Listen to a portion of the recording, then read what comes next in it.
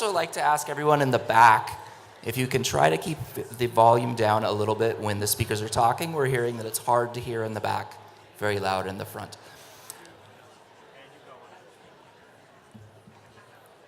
So the way this is going to work is I'm just going to give a brief introduction of everyone, and then they're going to have 5 minutes to talk about themselves, their company, and why they're up on the stage here with us. And then, again, we're just going to open up the floor to questions. So if anyone has any questions for these folks about what the future retail space will look like in Alberta, this will be the time. So this is the opportunities in retail sector. We have Deepak Anand from Cannabis Compliance, Inc. We have Mac Andrews from the Alberta Cannabis Collective. We have Darren Bonder from Spirit Leaf. And Yvonne Martinez from the Alberta Liquor Store Association. So I'm going to give each of them, we'll start on the end here, and we'll come down, and each of you just take about 5 minutes to talk about yourself, your organization, and maybe the sorts of questions that you would like to hear today. Hi there. So my name is Mac Andrews. 5 minutes to talk about myself is way too much. I personally don't have a lot going on. The Alberta Cannabis Collective is Alberta's leading association for cannabis retailers. So there are a lot of different associations popping up in Alberta right now.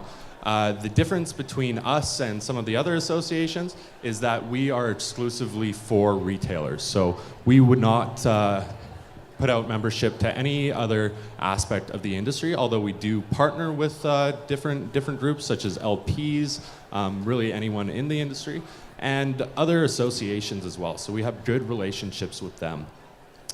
Really what the Alberta Cannabis Collective stands for is fostering a flourishing cannabis industry for Alberta. So that's characterized by integrity, respect, and prosperity. So really we're looking to make the Alberta cannabis retail market the best it possibly can be. And we're working with different levels of government, regulators, and all sorts of different groups to do so. I think there's obviously a lot going on in retail right now. So some of the questions I'd probably like to talk about would be from the different groups here today. So I mean, the Liquor Store Association, obviously most of you have seen Aurora's big play in NA Liquor. Darren Bondar has been a rock star at selling franchises, so he's got a massive play here. And then Deepak with Cannabis Compliance, they are sort of the leaders, consultants in this right now. So anything any of these folks can provide, I think is going to be really valuable. Thank you, Mac. And Yvonne? Hello. Oh, okay. Hi, I'm the token girl in this nice panel of cannabis. My name is Yvonne Martinez. I'm with the Alberta Liquor Stores Association. Ooh, is that on now? Thank you. Is that better? Yes. With the Alberta Liquor Store Association. Our association has been serving Albertans throughout our liquor stores for the last 25 years. As a matter of fact, this September, we marked 25 years of selling liquor to Albertans in a responsible, safe, and in terms of responsible retailing. Liquor is the only controlled substance right now that is legal to be sold to consumers, and cannabis will be the next one. They're both controlled substances. We have experience over 20 years, over 25 years of serving Albertans, not allowing minors in, IDing under 25. We follow the same rules as every other province in terms of regulation. And I think we have a proven track record of being able to do that with a controlled substance here in Alberta for the last 25 years. And we think we can assist and provide options for the cannabis world. And yes, a lot of the liquor stores that are members of our association are looking to participate in this new opportunity. Again, it's a controlled substance. We know how to do that. It's just a different type of controlled substance, and it's just going to be new to the market. We're going to need to figure out how to sell it, what is new and exciting about it, and how to ensure minors don't get a hold of it. So we have been talking to many of the licensed producers across Canada, but definitely here in Alberta. We have one of the best jurisdictions in terms of regulations. As you can, just in terms of comparison, Alberta has 1,500 liquor stores in Alberta.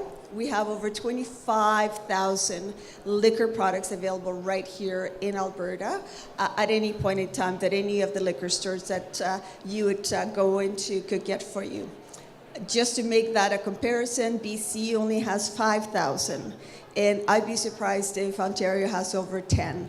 As a matter of fact, we have one store in Calgary that has more beer SKUs than the entire province of Ontario. So if you want to come to Alberta and flourish and get your product into the market, Alberta is an extremely good choice. And I'm here to answer any questions after and talk to you all about the possibility of becoming a cannabis retailer here in Alberta. Thank you, Yvonne. Morning, everybody. Tough room, tough acoustics, but I'll do my best to captivate the crowd. Look, my name is Darren Bonder. I'm the president and CEO of Spirit Leaf. I'm honored to represent 100 franchise partners who signed up with us to open recreational cannabis dispensaries across Saskatchewan, BC, and Alberta. We've done this through what we hope to be a quality brand that our communities will be happy to see in their, in their strip malls or around their shopping districts. We've done it through a franchise model. All of our franchise owners actually own a piece of our company. So in the spirit of the cannabis plant, we actually have a true collective that's brought people together. Crazy environment we're in. We're really thrilled with the majority of the items that the ALGC came out with lately. It's given Alberta a really big competitive advantage in the marketplace, and we're looking forward to working with communities, working with our entrepreneurs, and welcoming future customers into Spirit Leaf. Thank you. And Deepak. Hello, everyone. I'm Deepak Anand. I'm the Vice President of Government Relations for Cannabis Compliance. Cannabis Compliance is a consulting firm that helps people get licensed. We've got over 250 ACMPR applications in process. That's, for those of you that don't know what that is, that's the federal license to be a licensed producer. We've been very engaged with Health Canada's various secretariats, the Office of Medical Cannabis, the Cannabis Legalization and Regulation Secretariat. I've presided to the task force, so I've been quite engaged in the industry over the past 5 years. Specific to Alberta and what this panel is about, we're also very engaged with the Alberta Cannabis Secretariat, as well as with the AGLC. Happy to answer any questions that you may have. We've worked sort of Canada-wide on getting people retail applications. We won one of the 4 tenders in Manitoba that was granted to National Access Cannabis, and we helped them write that tender. We're quite proud that they actually won that. So we understand the retail space quite well. Happy to help with any applications that you may want to put in for retail, because we're quite well equipped to handle that. Look forward to your questions. Thank you. So I am going to go ahead and take the first question because I have a question about online retail for Yvonne. And I'm curious if you could talk about where Alberta is at with developing an online retail system and what some of the challenges are for that. Specifically for cannabis, you mean? Yes, yeah, for cannabis. So right now, we're still waiting to hear from AGLC in terms of what is allowed, what isn't allowed. I think that's going to take a bit to find out. I can tell you in terms of what the liquor system has been doing for the last 25 years, which we think will be very similar to what cannabis is going to be doing, are things that we know of. For example, liquor, you can advertise. You can talk to consumers about their product and show pretty shiny, bottles, and people would want to go and buy that. It's going to be a bit different for online sales, as advertising is not allowed at the moment.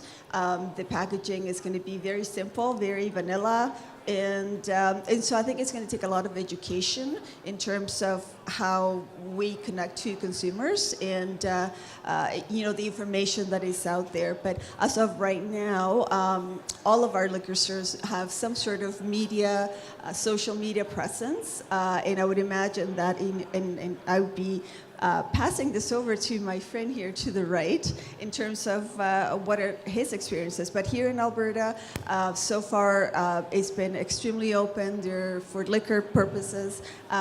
Again, we've been extremely successful at getting that information out. Darren or Mac, or both of you, from a retailer's perspective, what are some of the challenges for working within Alberta and also the future of that online space? Yeah, look, the challenge is when you have one entity that is controlling your wholesale costs, and then on the flip side is controlling your MSRP.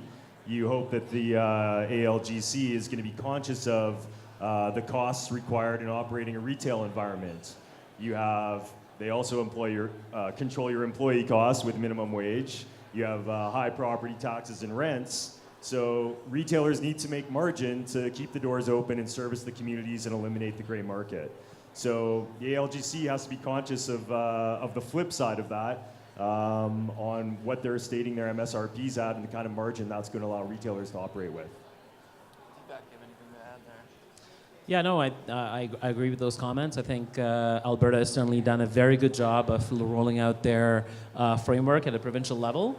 I think they've thought about a lot of things, particularly on the education side. The training one is a very interesting one. It's certainly something that we're doing in the space, but it's good to see that Alberta has developed that in-house. I think that the AGLC in particular is very open to questions and feedback. I know that I've sent them emails and I've heard back in less than 30 to 40 minutes, so they're very open.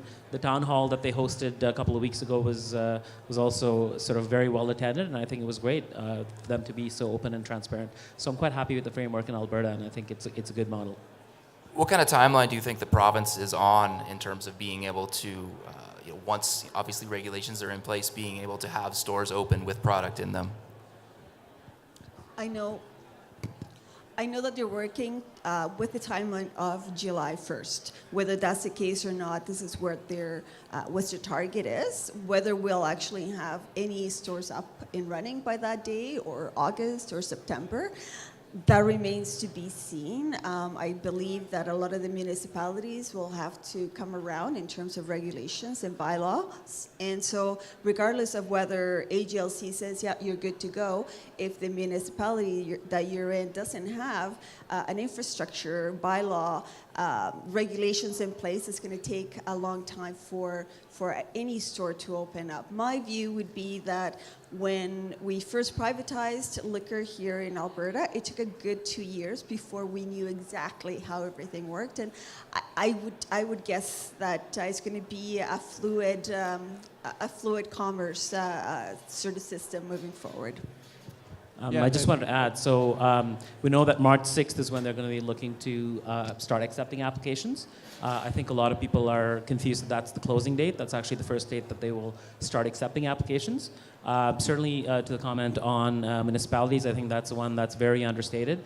I think a lot of people assume that there's going to be municipalities that jump online. Certainly City of Calgary in particular has done an awesome job in trying to come up with regulations and amend bylaws and zoning.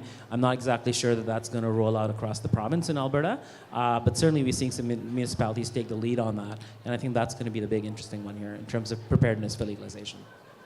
Yeah, definitely, and I'd like to sort of echo all of that.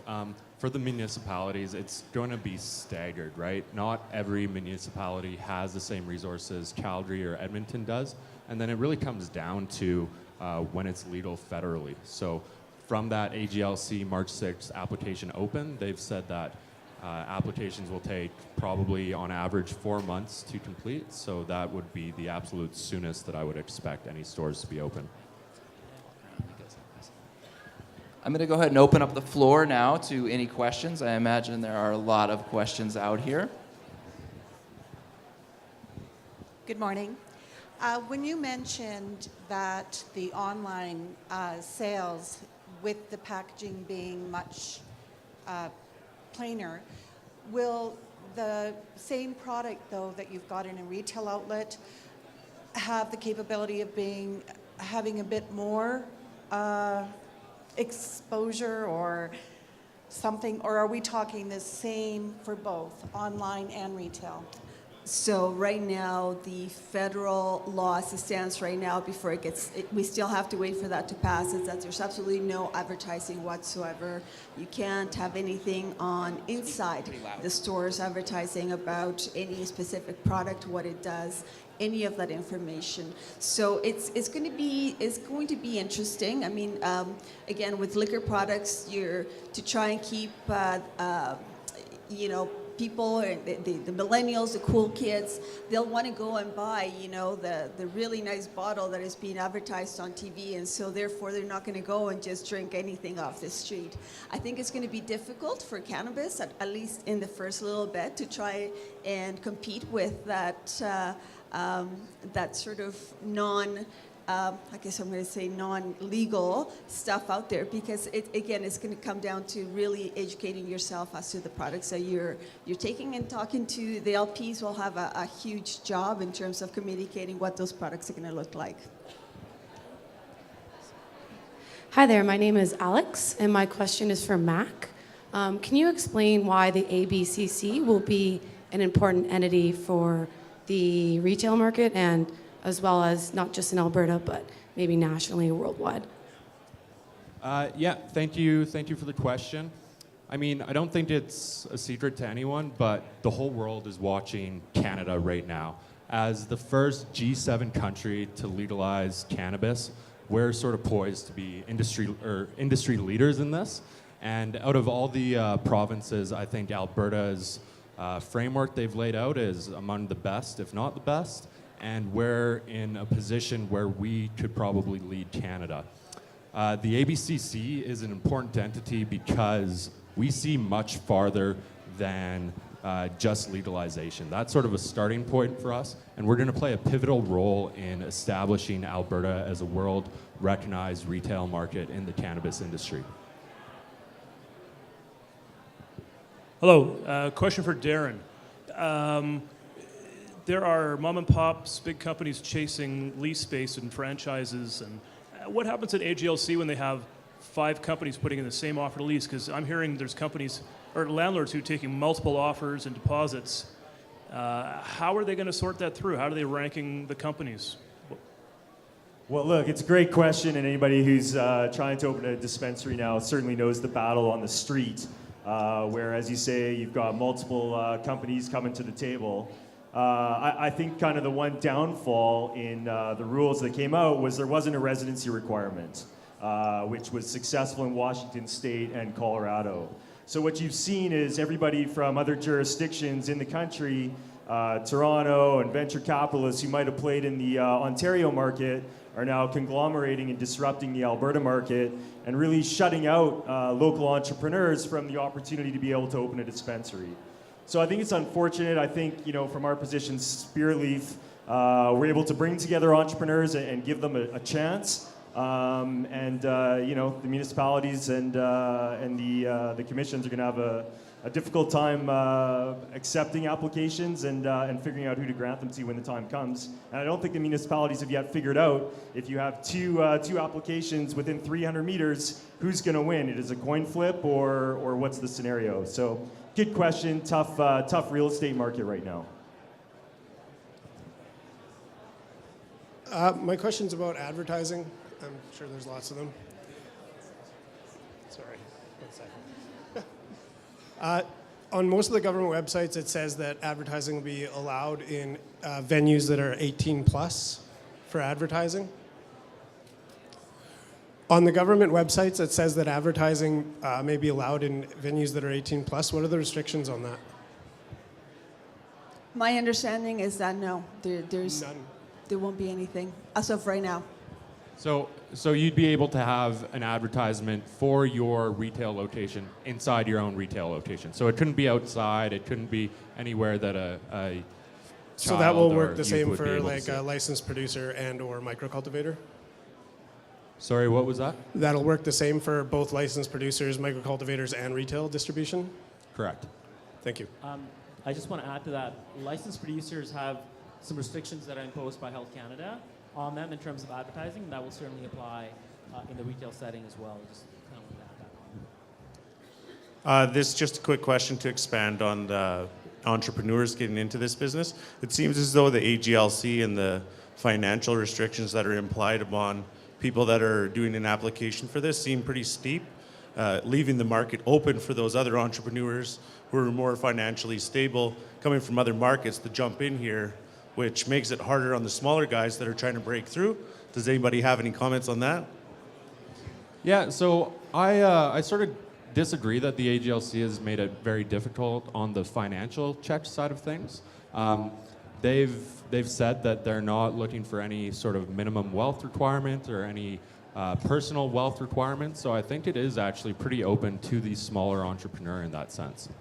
I think what you see is a level playing field for everyone. So whether you're a big business that has a chain, or you've got a small one, you still have to go through the same process, which is very similar to what the liquor retailers have to go through, as well as I think that the rules and regulations are closer to the casino regulations, but that's because they want to make sure that there isn't any gangs taking over any one store. So.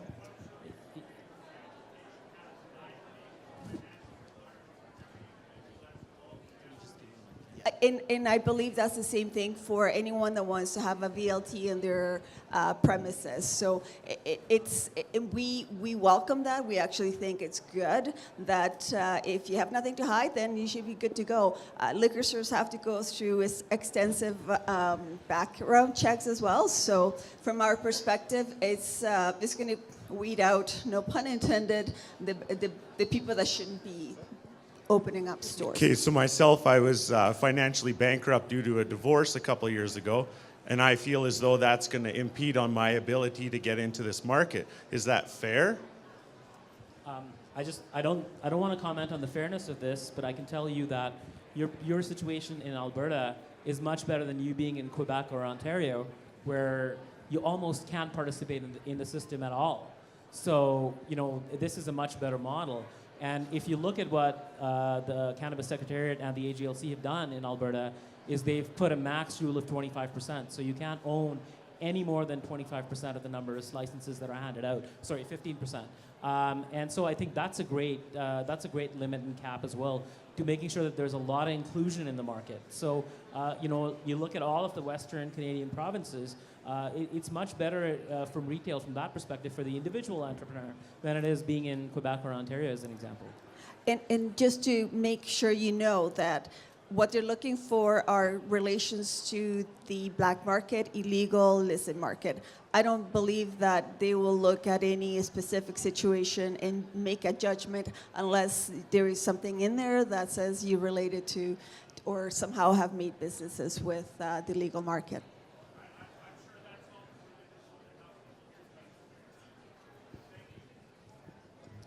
Hi there. My name is Irvin, and it's for the Canna Leaf franchisor.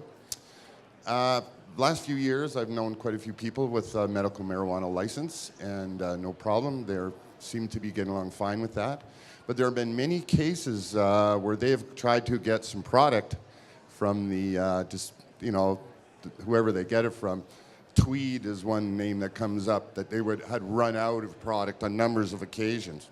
So now, having said that, I've heard that it's up to $500,000 to open up a retail franchise marijuana dispensary. So here we are. We have, 50 people that have put up $500,000.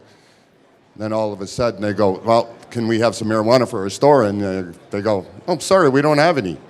So where does that go as far as supply is concerned for? As going to be a big problem, as we know, for 150 stores in every city in Canada. How many football fields of marijuana do we have to grow to supply those $500,000 guys that need to make some money right away? I think the AGLC has a good history of being able to stock their warehouses and essentially stock the retailers. They have indicated that if there's demand for 120 kilos and they only have 100, that it'll be distributed evenly, and that creates a level playing field. I don't anticipate a supply issue. I think licenses are going to roll out staggered and stores are going to be staggered. You're not going to see 250 storefronts open on July, August, whenever it ends up being. It'll be, I think it'll be a natural progression that'll work, and believe in the plant in finding its way to where it needs to go. Again, do you say I was going to become a franchisee from your company? Would you have a guarantee from me? No, we can't guarantee. I mean, there's no supply agreements. You can't take, the rules are clear, right? It's a level playing field, and there's no guarantees. Okay, you go independent or with a franchise or another avenue. Thank you very much. I just wanted to add to the supply agreements. A lot of provinces have started to lock up LOIs and supply agreements. New Brunswick led that charge. The AGLC certainly commented that that's certainly something they're looking at. They're actively talking to licensed producers. So I wouldn't rule out supply agreements entirely. I think it's something that the AGLC is looking at quite closely. So if you have a question, if you could put your hand up so I can just kind of keep everyone in order. I'll make sure I get over to you next. When will we be allowed to grow our own supply and sell similar to the craft brewery market? I think as long as it goes through, well, if you've got a license to grow and then it touches the AGLC, then yes. I think the next up and coming phase is these craft growers, which is going to help the supply issue that you addressed. Sorry, I just want to clarify. There's two ways that you can go about doing this. Currently, you can apply through the ACMPR as a medical patient. There's restrictions on how you go about doing that. There are proposed regulations around how you will be allowed to grow at home. We know that there's a lot of pushback on that at the Senate level, so it'll be interesting to see what comes out in terms of growing at home, both on a federal level as well as on municipal level. So the uncertainty is certainly there in terms of growing at home, but those are the two legal avenues under which you're most likely going to be able to grow cannabis at home for personal purposes. Yeah, and the federal government has also said that they will relax the ACMPR regulations for craft grows, and you can expect that probably a couple of years down the road. My name is Jesse here. I guess on the supply side, the question that I have is, are there going to be any measures in place? Because you're talking that there's allowable up to 15% of the market by one retail location. Are there any measures in place or going to be that prevent that large entity, which could be up to 15% of that marketplace, from buying massive quantities from the AGLC through the distribution channels and essentially taking a particular product, through that grow cycle, because it might be 4 months before you get that product back available in stock. So is there anything to prevent them from buying the entire inventory?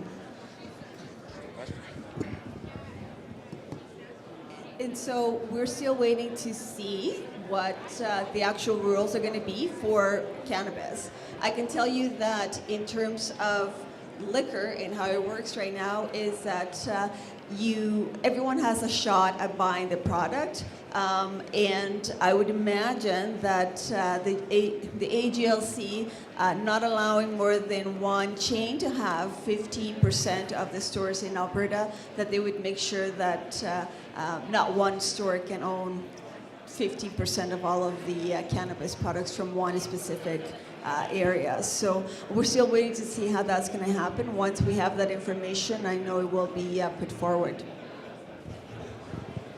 Who would like to ask? And I think that's definitely necessary from the standpoint of creating a level playing field. So this 15% cap is a great start, but I think it's the first step, and some others need to be taken. Any more questions? I'll come to you next.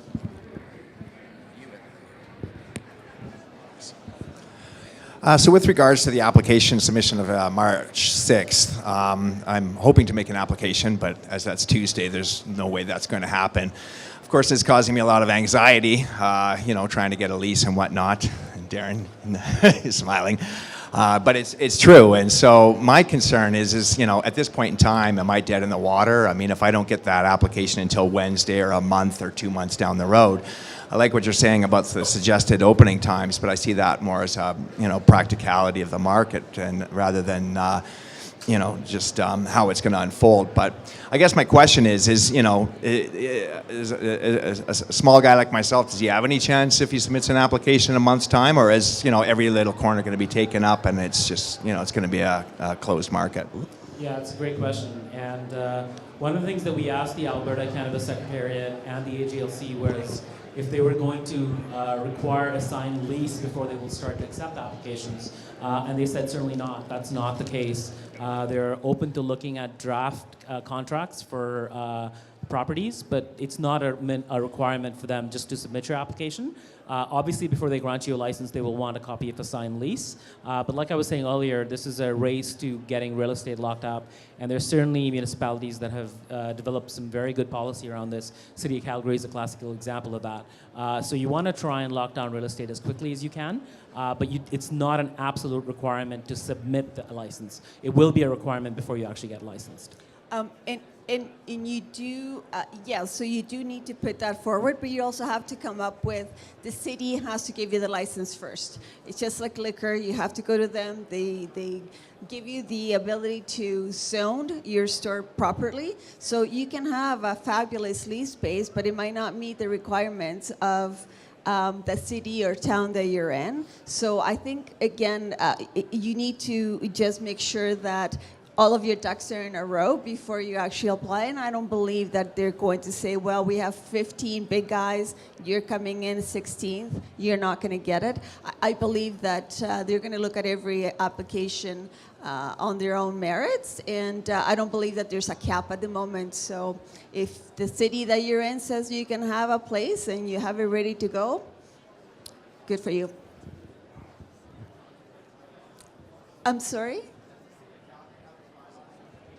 None of the cities right now do. I know that Calgary is probably a bit more ahead than Edmonton. Edmonton right now is looking at a 200-meter distance between liquor stores and playgrounds and all of that.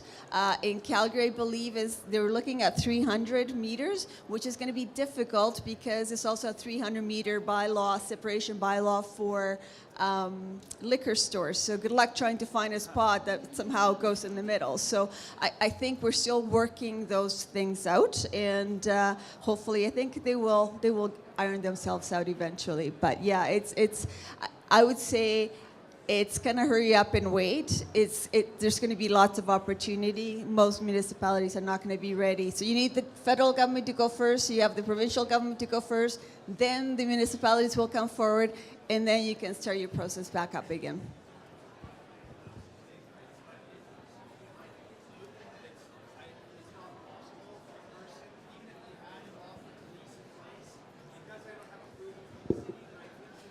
No, so there's been some mixed messages. The Secretariat did say that they did not need a signed lease to submit an application, but then the application says you need a signed offer to lease to be able to submit.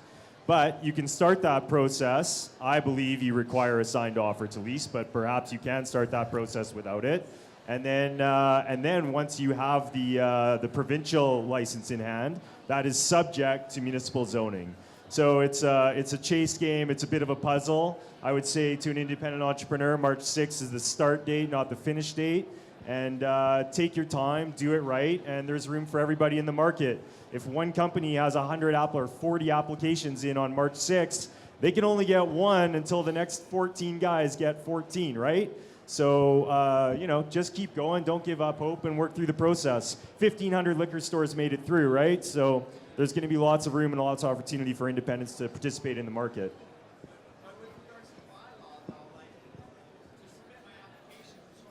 Conditional offer to lease.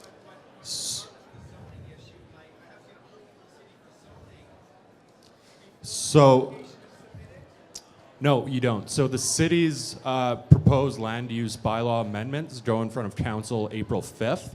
From there, they'll be adding cannabis store into the land use bylaw.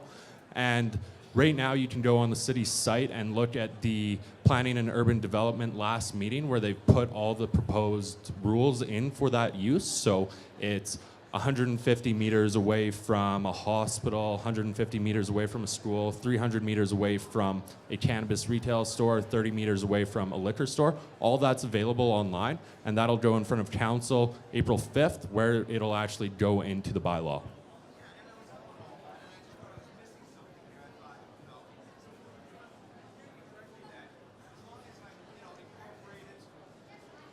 Yeah, we can discuss this. We've got a booth. And no, it's okay. I mean, look, it's a great question. It's very confusing. Spearleaf is represented here, and whether you're with our franchise system or without, we're happy to share the information that we have. Obviously, we've become experts in how to apply, and happy to share as much as we can. Hi, my name is Mo. The question is for the panel regarding how do you guys see the future of cafes, hangout spots where people can just chill out. I have a restaurant and I'm just sort of looking into that. Yeah, so we certainly see Ontario has a consultation out for cafes. We know BC said they'll look at it 1 year after our system is in place in BC, and I think that's tied in line with when different forms of cannabis are expected to come out, such as edibles and extracts. So I think it's a good point. We've seen US cities come out with regulation to that effect, allowing it. So I think we'll certainly see that here. I would encourage feedback to the Ontario consultation, which is due back on Monday on this specific issue. And I think we're a bit early for that, but I see it coming here for sure eventually. Hi there, my name is Irene. I'm just wondering about the licensing, the number of licensings that is going to be available. Is that going to be divvied up in the province based on population, or how is that going to work? Is it just going to be a first come, first served basis, or? Right now, So they haven't said that there's going to be any sort of divvying up between different municipalities and that thing.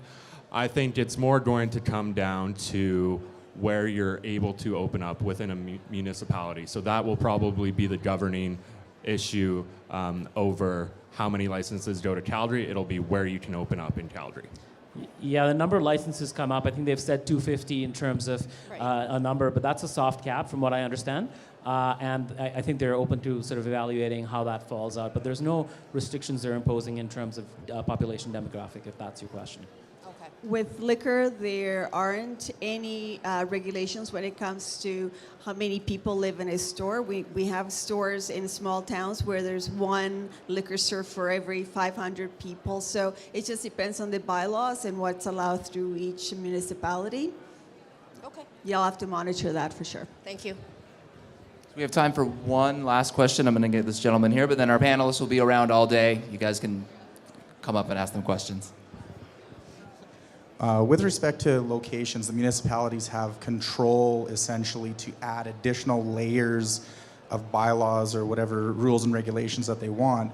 Now, for certain municipalities, for example, Tabor, I was talking to somebody about that, you're not allowed to swear in that town without getting a ticket.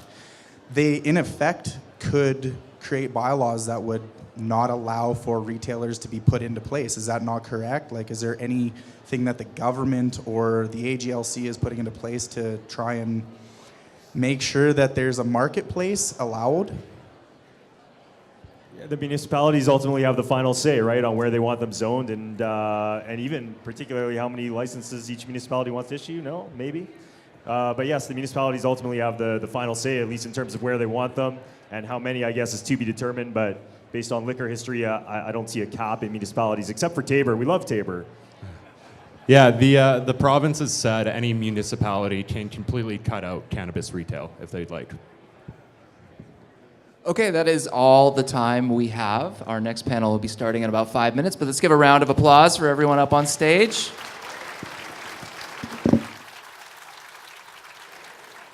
The next panel coming up will be at 10:30. It's going to be Cannabis in the Workplace. Stay around just a couple minutes and we'll get started.